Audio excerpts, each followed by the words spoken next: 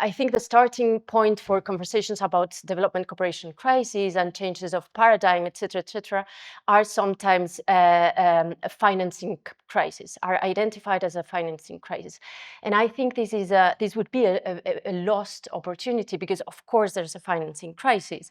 But if this is the starting point, then we're missing out the possibility to reimagine development cooperation. There's sort of a rewiring of the international development finance architecture. And it's not just since Trump. This has been coming, and Trump is sort of a very strong expression of it.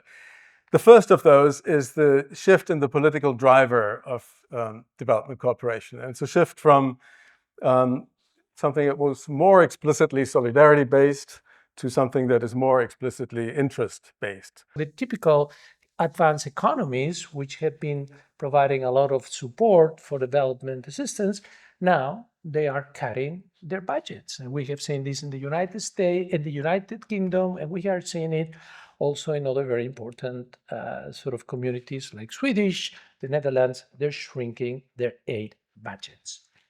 So what that means is that with a funding gap, which has been increasing regarding the Sustainable Development Goals, which has grown from $2.5 trillion per year 5 years ago to a bit more than $4 trillion now, and the public sector component shrinking, the private sector needs to step up. We need to talk about decentralization. We need to talk about how to enhance revenue, on-source revenue for local governments. It is not possible that they spend 45% of the public expenditure, at least as you know, a general line globally, and that they are actually only receiving, in the best of cases, around 25% of the income.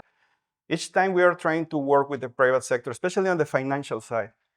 For example, if we want to do co-financing with the private sectors, there is a structural issue or limitation that comes from the design of the current financial infrastructure, which is putting in danger the preferred creditor status of the MDBs, which are the underlying support of the AAA credit rating that provide us with the cheapest liquidity for the region. That's something that is debatable now.